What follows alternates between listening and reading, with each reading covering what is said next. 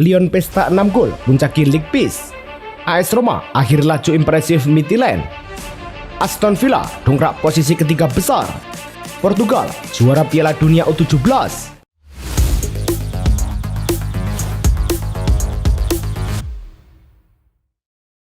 Halo Soccer Mania, kembali lagi di Blessing Soccer News. Kali ini kami sudah siapkan berita-berita terbaru seputar dunia sepak bola. Tentunya untuk kalian semua, selamat menyaksikan.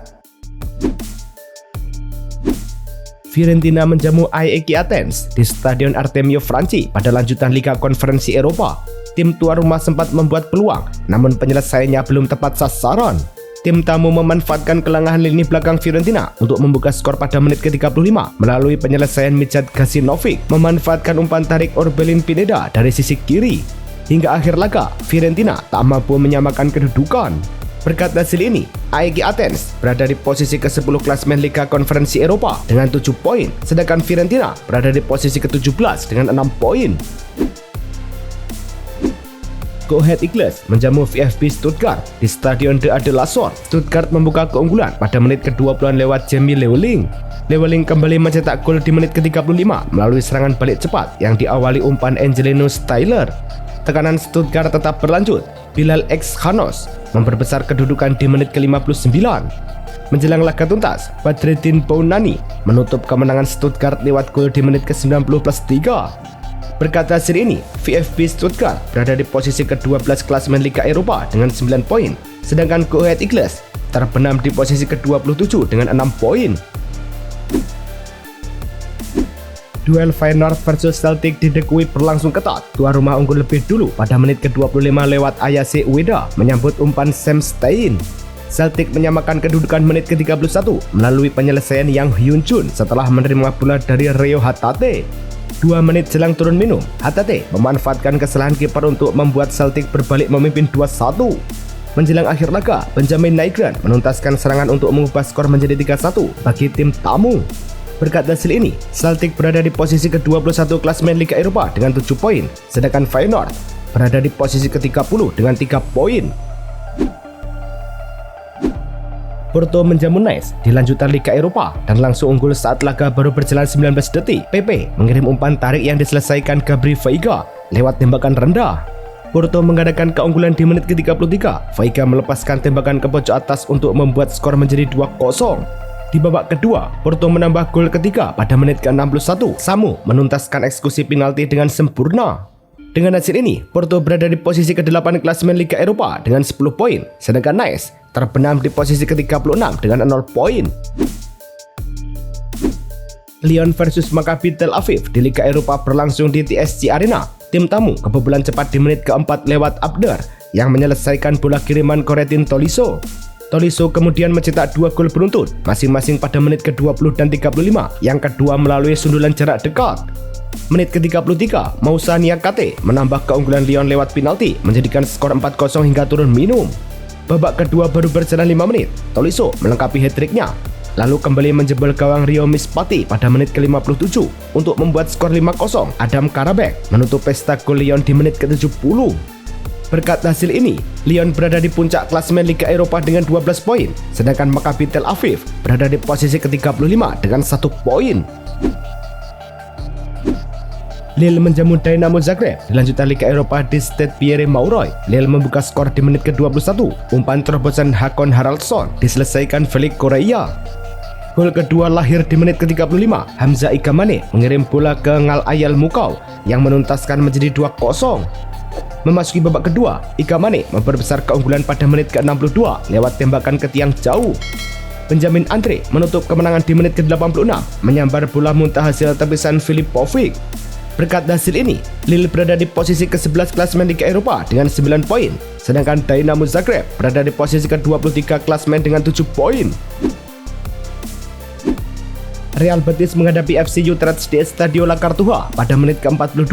Antony mengirim umpan akurat kepada Cucu Hernandez yang membawa Betis unggul 1-0. Memasuki babak kedua, menit ke-50, Betis mengadakan keunggulan. Abde Eza Zauli melepaskan tembakan mendatar. Utrecht memperkecil ketertinggalan di menit ke-56 melalui aksi luar biasa Miguel Rodriguez yang melepaskan tembakan. Berkat hasil ini, Betis berada di posisi kelima klasemen Liga Eropa dengan 11 poin, sedangkan FC Utrecht terbenam di posisi ke-32 dengan 1 poin.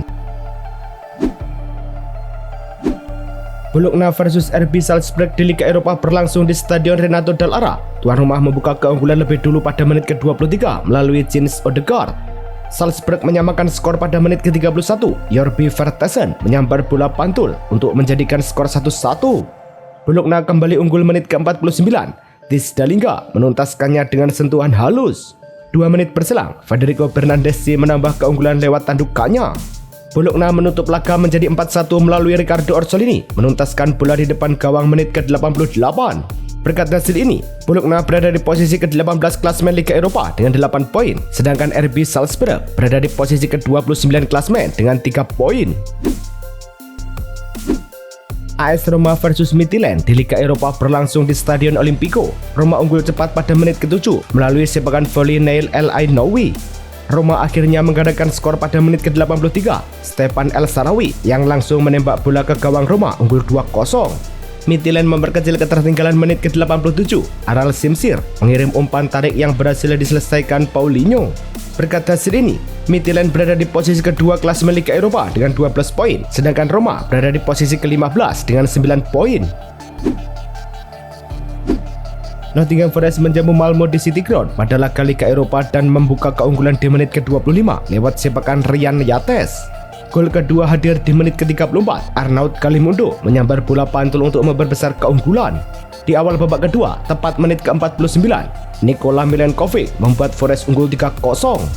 Berkat hasil ini, Nottingham Forest berada di posisi ke-16 klasemen Liga Eropa dengan 8 poin, sedangkan Malmo tertahan di posisi ke-34 dengan 1 poin. Aston Villa menjamu PSG Young Boys di Villa Park pada laga fase Liga Eropa. Tuan rumah membuka skor lebih dulu di menit ke-27 melalui tandukan Daniel Malen. Menjelang turun minut, Villa menambah keunggulan Daniel Malen untuk mengubah skor menjadi 2-0. Young Boys memperkecil ketertinggalan di menit ke-90 lewat sepakan Joel Monteiro yang tak dibendung Emiliano Martinez. Berkat hasil ini, Aston Villa berada di posisi ketiga klasemen Liga Eropa dengan 12 poin, sedangkan Young Boys berada di posisi ke-26 dengan 6 poin. Aston Villa terus menunjukkan dominasi saat bermain di Villa Park pada ajang kompetisi Eropa 2025. Squawka menyebutkan, Villa belum terkalahkan di kandang tahun ini, termasuk kemenangan 4-2 atas Celtic, 3-0 melawan klub Brugge, serta hasil positif lain menghadapi PSG, Bologna, Maccabi Tel Aviv, dan Young Boys. Sejak awal musim 2023-2024, mereka memenangi 13 dari 15 laga kandang di kompetisi Eropa utama. Catatan tersebut menjadi salah satu yang terbaik di antara klub-klub top benua. Final Piala Dunia U17 antara Portugal dan Austria berlangsung di Halifa International Stadium. Portugal tampil menekan sejak awal. Gol tunggal tercipta pada menit ke-32. Asensio Cabral berdiri bebas di depan gawang dan menyontek umpan tarik Cuna dari sisi kanan. Austria yang sebelumnya tidak terkalahkan dan hanya kebobolan 1 gol, mencoba membalas lewat 8 attempts, namun tak ada yang berbuah gol. Portugal menutup laga dengan kemenangan 1-0 dan meraih gelar juara dunia U17 untuk pertama kalinya. Neymar kembali mengikuti latihan Santos meski belum pulih dari cedera meniskus lutut yang ia alami baru-baru ini. Tim medis awalnya menyarankan operasi artroskopi agar proses pemulihan berjalan optimal. Namun, penyerang 33 tahun itu memilih menunda tindakan tersebut. Ia ingin bermain di sisa pertandingan musim ini untuk membantu Santos keluar dari posisi ke-18 klasemen Serie A Brasil. Keputusan itu tetap menyimpan rasio memburuknya kondisi lututnya. Situasi ini juga disebut membuat manajemen klub menimbang ulang rencana perpanjangan kontraknya. Cristiano Ronaldo resmi bergabung sebagai pemegang saham WOW FC, organisasi MMA yang berkembang pesat di Eropa. Pengumuman itu dilakukan dalam sebuah acara di Madrid. Dalam pernyataannya, Ronaldo menyebut MMA sebagai olahraga yang menekankan disiplin, penghormatan, dan kerja keras, nilai yang selalu ia anut sepanjang karir. WOW FC mencatat peningkatan signifikan dalam setahun terakhir dengan penonton yang terus bertambah serta siaran yang menjangkau lebih dari 170 negara. Kehadiran Ronaldo melengkapi struktur kepemilikan WOW FC. Borussia Dortmund meminta kepastian masa depan Nico Schlotterbeck sebelum libur Natal. Laporan WAS menyebut klub ingin mempertahankan bek berusia 25 tahun itu dengan kontrak jangka panjang, kenaikan gaji signifikan, dan posisi dalam kelompok pemimpin tim. Namun, ia masih menunda keputusan. Ia sebelumnya mengatakan ingin melihat perkembangan tim setelah cedera yang dialaminya. Menurut Bild, peluang gelar yang terbatas membuat Bayern Munchen dan sejumlah klub luar negeri seperti Barcelona, Liverpool, serta PSG ikut mengincarnya. FC Bayern dikabarkan akan memulai pembicaraan kontrak baru dengan Harry Kane pada Januari 2025. Laporan Kickers menyebut bahwa klausul keluar dalam kontrak penyerang Inggris itu akan berakhir pada akhir Januari, sehingga klub ingin memastikan masa depannya di Munchen. Kane masih terikat kontrak hingga 2027, namun Bayern ingin bergerak lebih cepat. Direktur Bayern Max Eber dalam wawancara dengan Sport Bild mengatakan bahwa Kane merasa sangat nyaman di klub dan pembicaraan resmi akan dilakukan pada awal tahun. Masa depan Manuel Neuer kembali menjadi perbincangan setelah Bayern Munchen kalah 1-3 dari Arsenal. Kiper berusia 39 tahun itu performanya kembali dievaluasi oleh klub. Meski begitu, seperti dilaporkan Bild, situasi di internal Bayern tetap tenang tanpa kritik resmi terhadap sang kapten. Bayern berencana membuka pembicaraan kontrak pada Maret bertepatan dengan usia Neuer yang menginjak 40 tahun. Namun, pengurangan gaji dianggap hampir pasti karena klub tengah menekan beban finansial. Jika Neuer ingin bertahan semusim lagi, Bayern siap mengakomodasinya.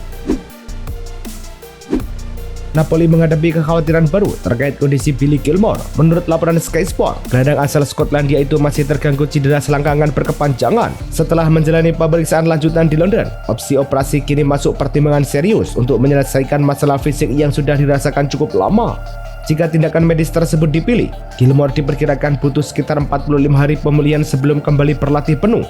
Situasi ini menjadi pukulan bagi Napoli yang tengah memburu konsistensi di Serie A.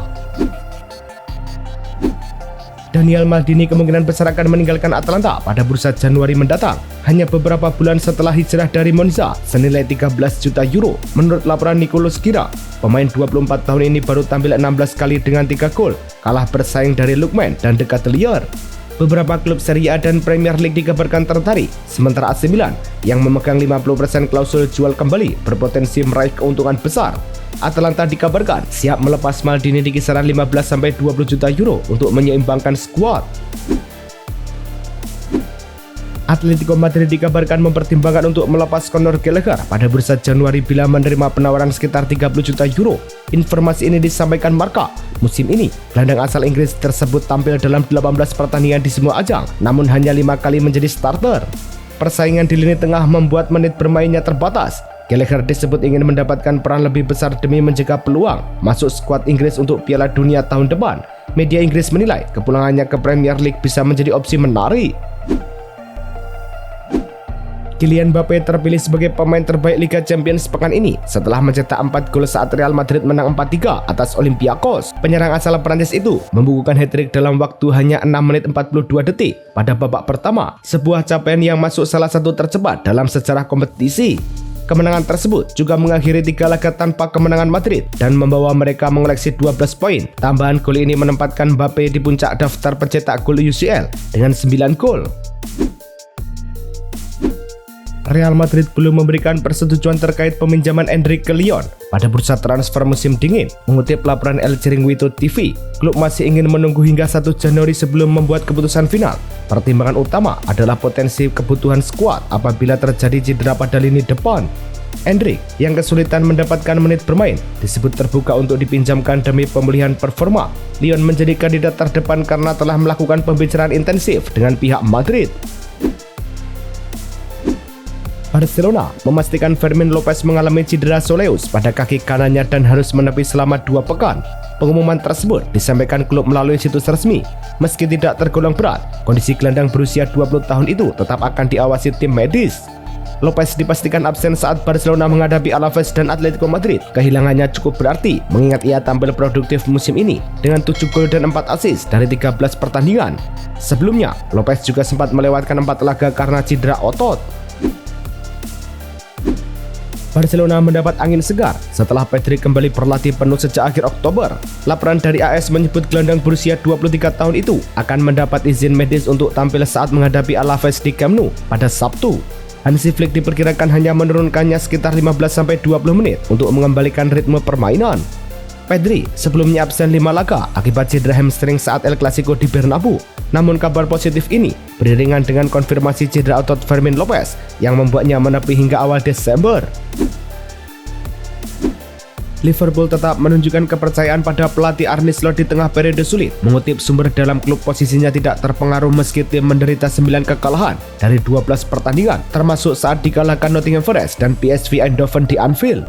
Slot menegaskan dirinya merasa aman karena komunikasi dengan pimpinan klub berjalan positif.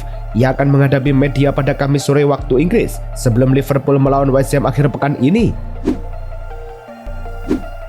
Ruben Amorim dikabarkan masih mendapat kepercayaan penuh dari manajemen Manchester United. Jurnalis Ben Jacobs menyampaikan bahwa pelatih asal Portugal itu setidaknya diberi waktu hingga periode pertandingan pada di Desember sampai Januari untuk memperbaiki performa tim. Jika United mampu menjalani rangkaian laga tersebut dengan hasil positif, Amorim diyakini akan tetap memimpin skuad hingga akhir musim. Pernyataan ini sejalan dengan komentar Sir Jim Ratcliffe yang sebelumnya menegaskan keinginannya memberi Amorim 3 tahun untuk mencapai potensi terbaik di Old Trafford. Penyerang Manchester United Matheus Cunha dikabarkan memiliki peluang besar untuk kembali masuk skuad saat menghadapi Crystal Palace pada minggu akhir pekan ini. Jurnalis Ben Jacobs menyampaikan bahwa Cunha sudah dalam tahap pemulihan yang baik setelah mengalami benturan kepala saat latihan, sehingga absen pada laga kontra Everton. Pelatih Ruben Amorim menegaskan bahwa absensi tersebut semata langkah mencegah dan tidak berkaitan dengan cedera serius. Cunha yang baru mencetak 1 gol untuk United berharap bisa kembali berkontribusi. Itulah tadi kumpulan berita-berita terbaru dari kami. Simak terus berita-berita terbaru lainnya dan jangan lupa like, komen, dan juga subscribe.